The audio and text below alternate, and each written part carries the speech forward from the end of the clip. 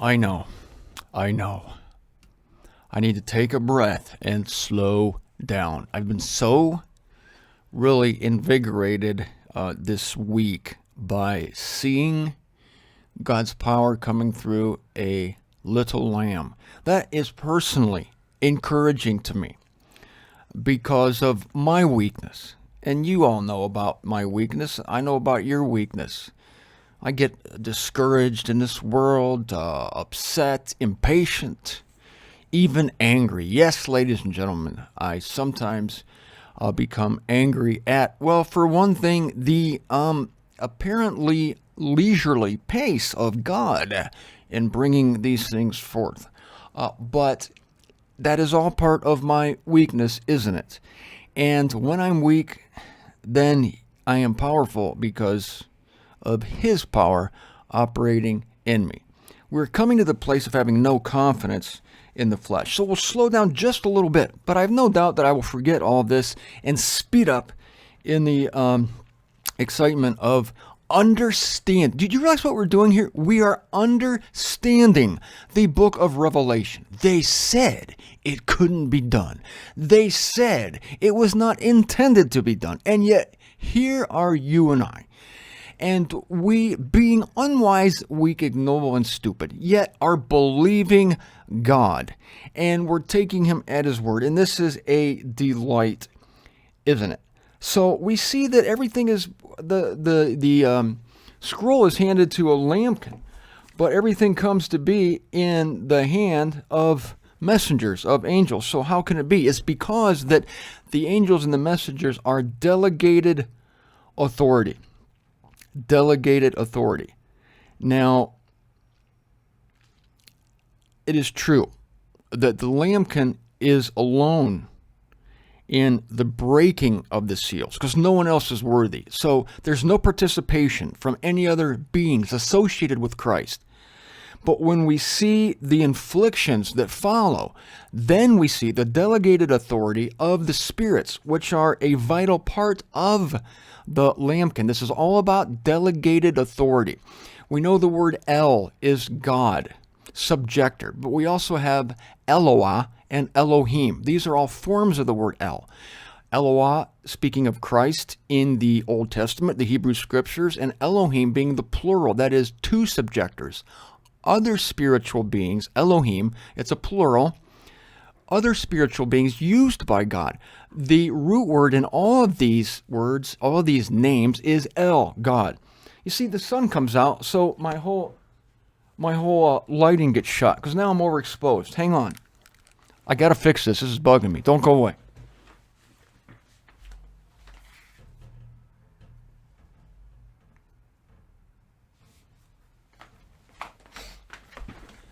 Oh, yeah.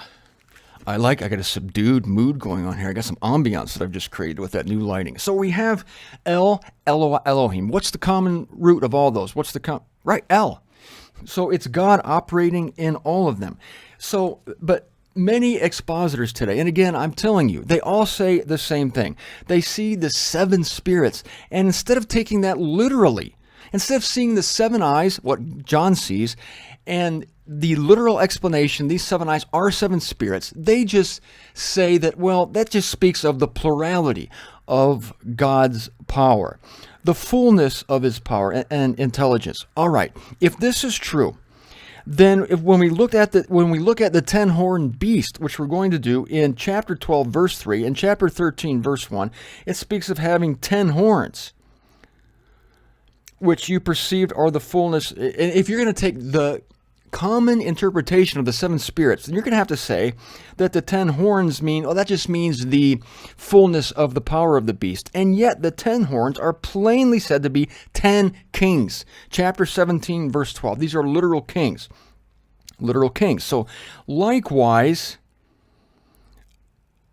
the dragon and the beast. This is the unusual thing I'm going to do. I'm going to look at the composite figure of the dragon in chapter 12, verse 3. No, I'm not. Before I do that, I'm going to do the wild beast, because this is probably an easier composite figure to get your head around than the lambkin. But let me say this briefly about the lambkin before I go on to the wild beast, because it's such disparate topics, obviously.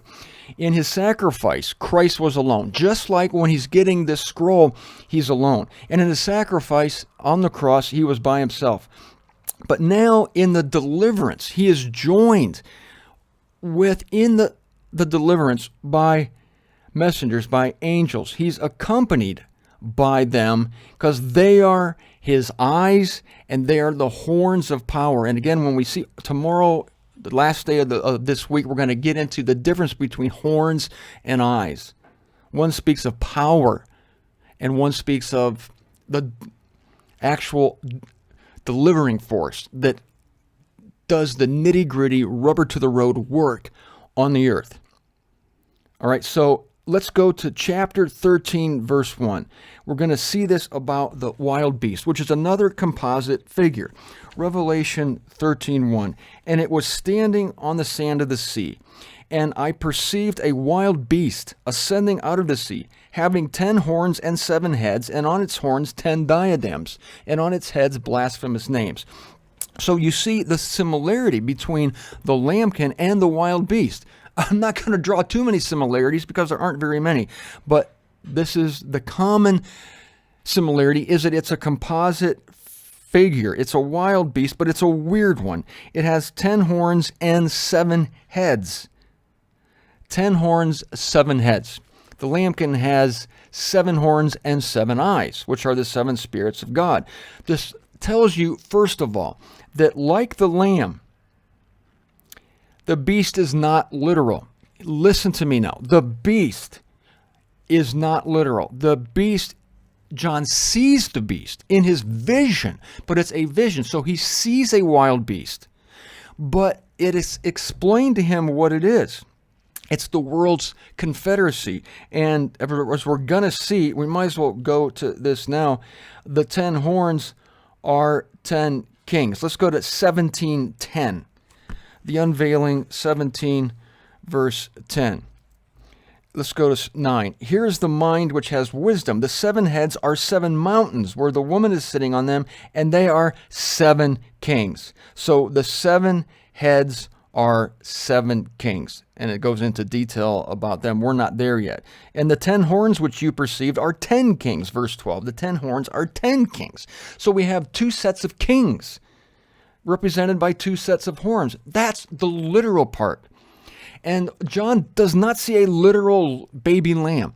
Oh, wait a minute. He does see a literal baby lamb, but it's not a literal representation of Christ. It speaks of his humility and his submission and his meekness and his youth, all the things we meant. Those are the real things. The Christ is real. The lambkin is symbolic, but John still sees it and he's explaining it, but it's explained to him what it is. Same with the beast, not literal, but the powers behind it are certainly literal. And we learned that the horns of the beast and the heads are kings.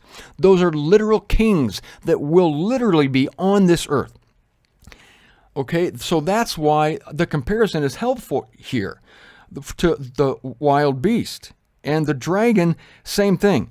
The dragon, 12:3, has 7 heads and 10 horns. Well, okay, that's where we weren't. Yeah, the dragon and all right, we're getting all these confused now. I am sorry. I'll take responsibility for that. Don't want to confuse you there. The wild beast and the dragon, 2 different things, horns and heads. We're not there yet anyway.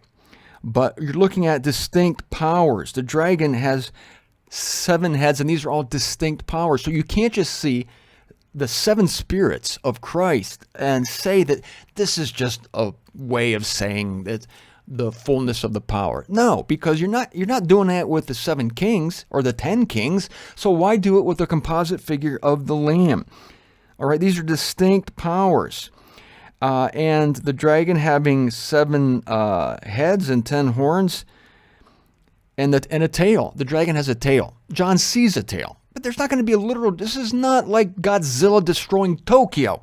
You're not going to see a literal dragon with a literal tail. What does the tail speak of? It represents the following that the lambkin has, or that the dragon has. So again, we're using wisdom and understanding figures, and yet we're not going to deny what the figures represent. You cannot explain God's explanations. That is the critical thing to remember. When God explains something, that's literal. But expositors today and people who claim to be wise in Revelation, they explain the explanations, and they make the explanation of the figures, they try to explain those. And that's where you're out of bounds, and you can go off on so many crazy tangents at that point. And people do that all the time. So do I want to get into the body of the beast? Why not? The body of the beast is like a leopard. And this is going to take us back to Daniel's vision. Its feet are like a bear, its mouth are like a lion. These are representative of the governments, which are subordinate to the wild beast, okay? But for our present purpose, it's going to be enough now to see that this animal, that is the wild beast, brings before our mind a confederacy of kings. And this beast is not going to, again, have any literal existence. It's a vision designed by God, given to John, to illustrate the apostasy of the nations at the time of the end.